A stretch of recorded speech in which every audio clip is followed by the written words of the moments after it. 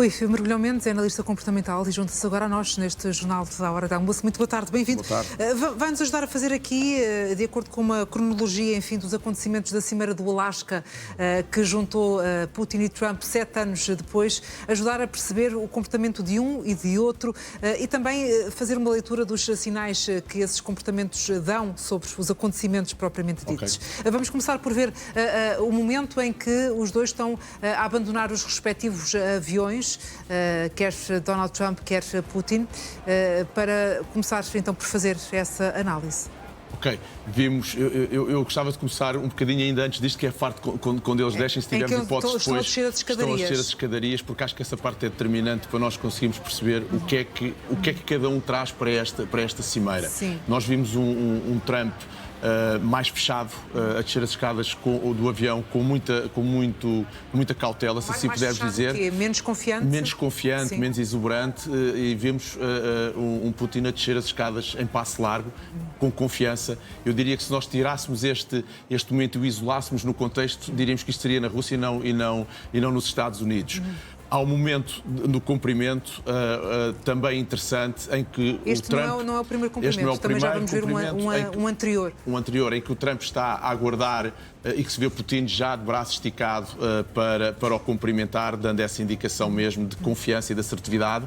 Acho que depois roda um bocadinho o script da comunicação do Trump, que é dizer: eu tenho que pôr em prática aquilo que as normas da comunicação para estes grandes chefes de Estado impõem, e então toma estas posições de pôr a mão por cima do outro, de fazer puxar até ele, uma característica típica de Trump, de pô-lo numa proxémia mais junta, onde ele exerce maior domínio, até pela altura que tem. Há até um momento, e nesse primeiro cumprimento que ainda não vimos aqui, mas em que Donald Trump dá, inclusive, além de dar passou bem, um aperto de mão, também dá com outra mão umas palmadinhas sim, na mão. Uma posição de domínio, tipo, eu controlo isto, eu estou forte. Mas, Janete, se nós considerarmos aquilo que é o comportamento dele a descer, depois com estas atitudes, há uma incongruência grande entre alguns estados que o Trump foi desenvolvendo ao longo deste encontro com aquilo que depois vai exibindo noutras situações. Parece-nos, olhando isto de fora e na minha visão, que estamos perante alguma falta, se quisermos, de poder neste momento, ou que o Putin conseguiu ir buscar esse protagonismo para ele, e que o Trump só o desenvolve porque, enfim, rola aquele script, aquele protocolo que está estabelecido entre ambos. Aqui, mais uma vez, palmadinha nas costas, para deixar à frente, típico de quem está em casa, típico de quem lidera o processo. Ainda que essa postura, pelo aquilo que diz, não tenha sido sempre assim firme. Houve momentos de altos e baixos, então, nessa confiança de Precisamente. Donald Se nós Trump. tivermos as imagens deles sentados já na conferência... Vamos ver essas imagens também.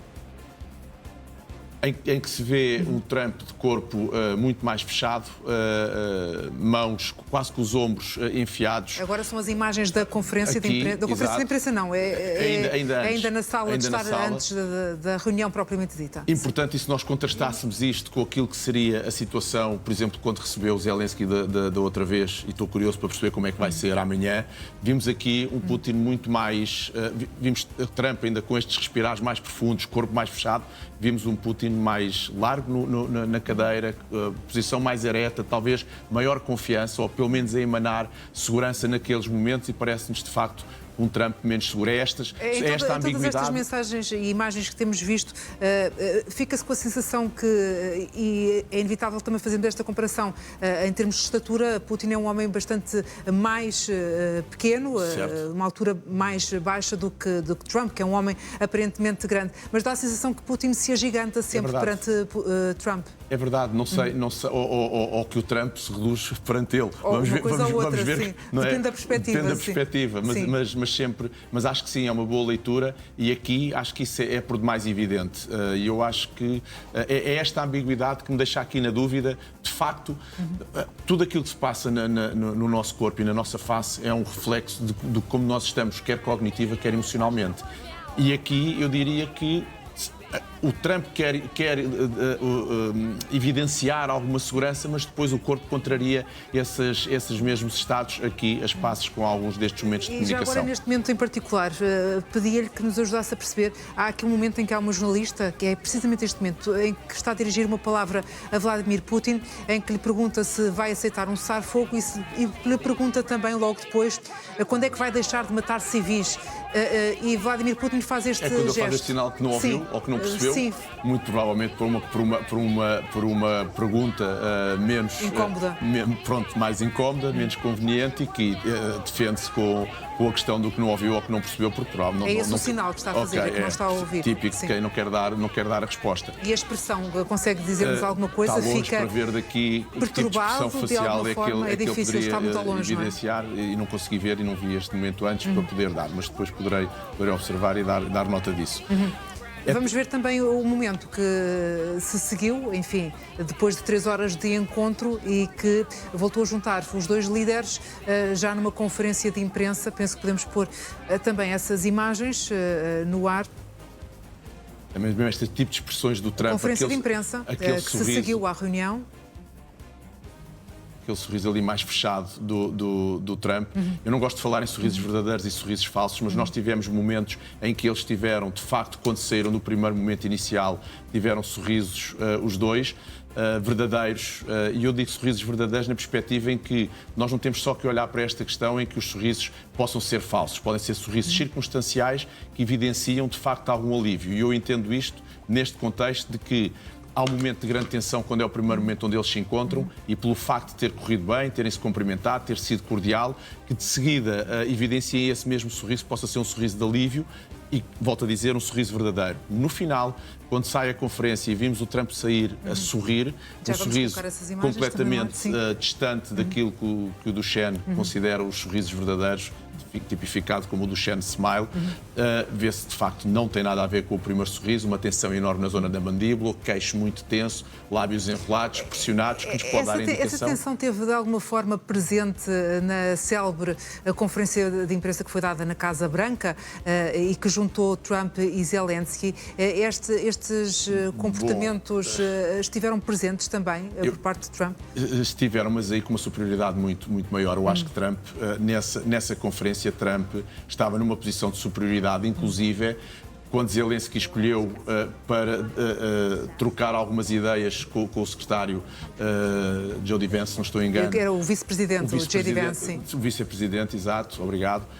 Trump interrompeu, corrigiu, chegou-lhe a dar toques no braço, a afastar Zelensky. Teve uma linguagem corporal agressiva até. Agressiva, muito mais ostensiva, nada comparado com o que se passou aqui. Portanto, daí a minha curiosidade perceber o que é que se vai passar amanhã, se vai receber Zelensky na mesma postura que esteve agora com Trump, com Putin, ou se vai passar para essa situação de poder. Nós aqui já estamos a ver então a conferência de imprensa. E seria o final desta conferência. Inclusive,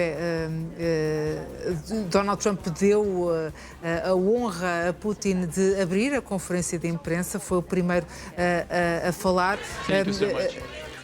E agora vamos ver o momento em que se voltam a cumprimentar. E é que esta parte que se vê, quando eles agora saem, aqui é precisamente de seguida, a tensão na face de Trump, uma face muito mais fechada, voltamos a ter mais energia de um lado, menos energia do outro, e isso acho que é evidente. Este enrolar de lábios pressionados na parte de Trump é de tensão e vê-se um Putin mais energético. Estou curioso para perceber como é que vamos estar daqui a 2 dias face aos futuros encontros. É pouco habitual vermos Donald Trump em todas as imagens públicas, e são muitas, porque Donald Trump fala várias vezes ao dia, vê-lo numa imagem... Esta imagem é ilustrativa quase disso. Que vulnerável.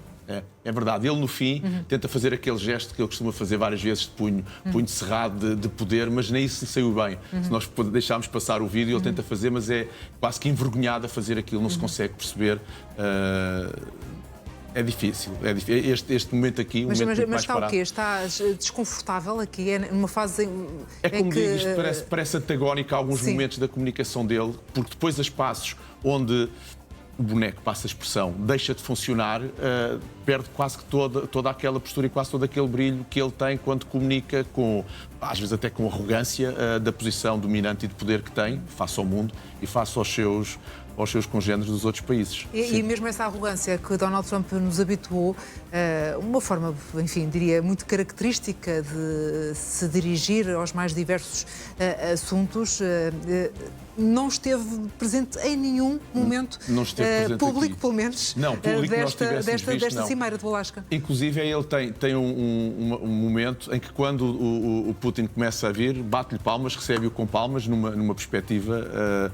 bom, está bem, está em casa, está a acolhê-lo, mas parecia que quase a dar-lhe o protagonismo a Putin, e acho que neste momento, se me perguntassem quem é que ganhava do ponto de vista comportamental e de poder esta cimeira, teria sido de facto o Putin, porque acho Putin que conseguiu, por outro lado, manter aquela imagem também que nos habituou ao longo dos anos, de um homem firme, enfim, quase que inexpressivo. Gélido, é muito próprio da característica de treino que também tem e da cultura também que tem, e vamos ver se ele não levará adiante.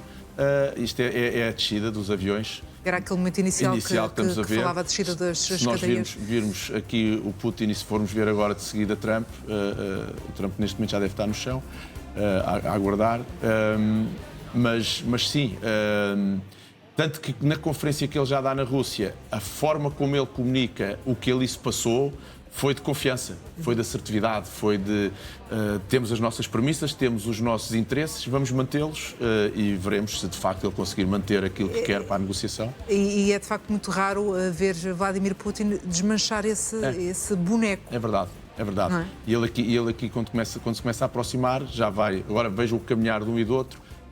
Não tem a ver. Passos firmes de Putin, como dizia, Passos firmes de Putin, já vai de braço esticado para o cumprimentar. Aqui é a segunda parte, aquela que ele dá depois as palmadinhas na mão ao Putin a exibir o poder. Enfim, são estes jogos que, quando não são coincidentes com o nosso processo cognitivo ou com o nosso estado emocional, se desmancham quando nós tentamos comunicar sem estar em pose. E acho que foi essa incongruência, era a grande referência que eu tirava desta cimeira, foi essa incongruência entre alguns estados do Trump, que são scripts treinados, e depois aqueles onde está mais à vontade, onde isso falha e que se percebe. Então, de facto, há aqui duas coisas que não estão a jogar no mesmo sentido. Muito bem, Rui Mergulhão Mendes, vamos depois certamente também pedir-lhe ajuda para perceber então os comportamentos dessa cimeira de amanhã na Casa Branca, que vai juntar novamente Trump e desta vez Zelensky. Muito obrigada por ter estado aqui connosco neste jornal. Boa tarde.